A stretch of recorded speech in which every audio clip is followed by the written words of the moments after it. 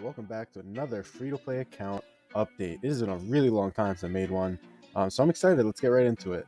So first off, we're going to discuss my commanders. I finally made some decisions around that. That's kind of been one of the main topics of the series. We're going to talk about the kingdom as well as some huge migrations out and in. But overall, we're just going to go through what I'm thinking for this KVK. That'll begin in about 2.5 weeks, I believe now. So first off, let's do the commanders. We frankly have been discussing Martel versus Thutmose versus not doing either of them. And I've definitely made the decision that Thutmose just isn't happening. That was never a good decision. That was more so for fun. But when we look at Martel, he's still pretty far along. He's 5-2-1-1. I haven't gotten a single head from MGE. It has all been from Tavern.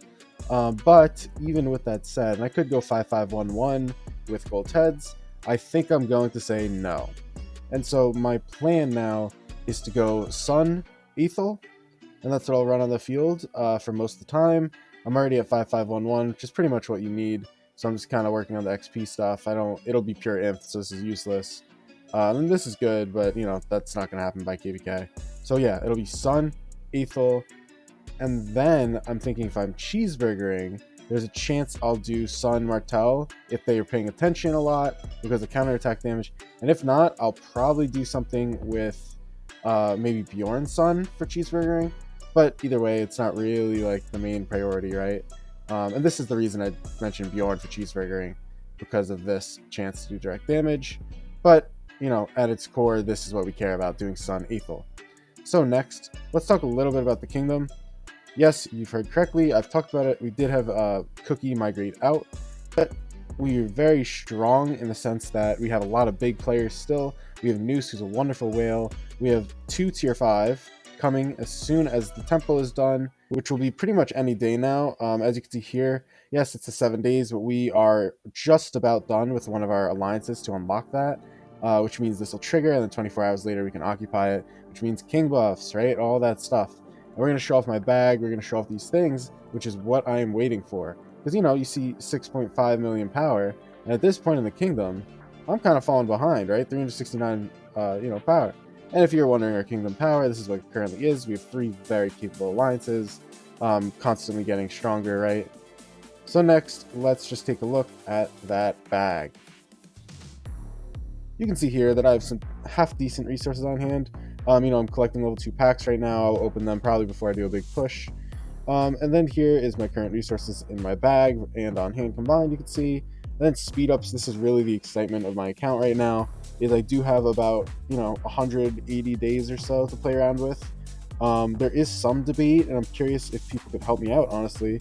Do I want to put all of it into research and say, 170 days, not 170, let's say 150, because you have to keep some for healing, 150 days into research plus the 8 up here, and get my tech super far along, but I'd be suffering the penalty of not having an alliance center done, not having an academy done. Or do I want to do the traditional route and upgrade the city hall, all the way, upgrade the alliance center all the way, upgrade the academy all the way, then push tech? Now, it is a bit of a debate, right? Because we're talking about getting my tech probably a quarter of what it would otherwise. We're talking about a lot more resources. This is a lot, and this is just to get to 23. One of the main benefits besides this is my capacity goes up, which is huge. Capacity helps a lot, as well as, Alliance Center helps with other things like buildings, not to mention helps for healing. So there's benefits, there's pros, cons. And that's really my new debate. I think I've kind of, like I mentioned, resolved what I'm doing with my commanders, but what am I going to do with my, my buffs? And why haven't I just done something already about it? Waiting for the, temple buffs. I'm waiting for certain events. Specifically, we're looking at the titles. I want 10% building speed. I want 5% research here. And then you go to the buffs and you can see the more stuff that I'm waiting for. And then, like I mentioned, the event. There is a event. I'm blanking on the name, ironically, as I talk here. But just around the time the pre-KVK begins, I think it's just before.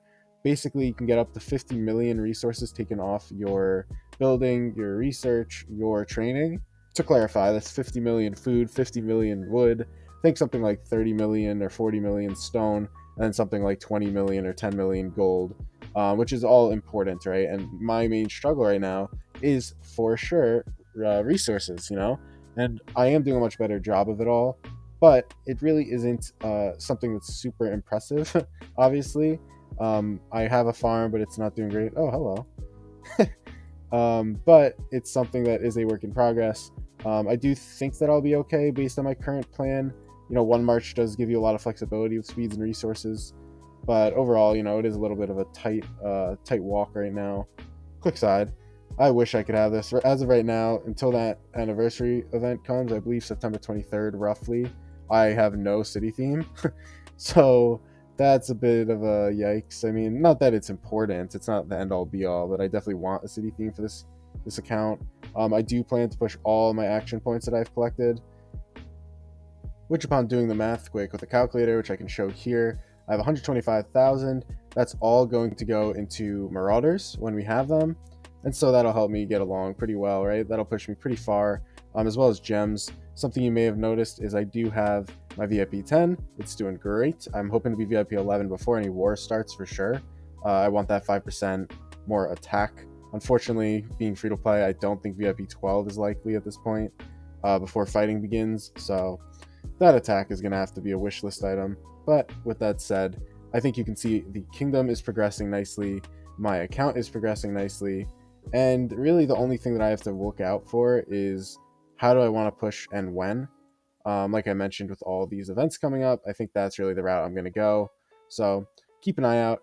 This, meager 6.58 million power is hopefully going to be around 10 before war, which isn't that good for free to play, but it is good for me, who's very busy and also managing a very successful, strong main account. So with that said, if you have any questions, comments, things you'd like to see, do leave that comment, leave that suggestion. Leave a like if you enjoyed this video, if you found something interesting or found something out that you didn't know before. Subscribe, and I will see you next time.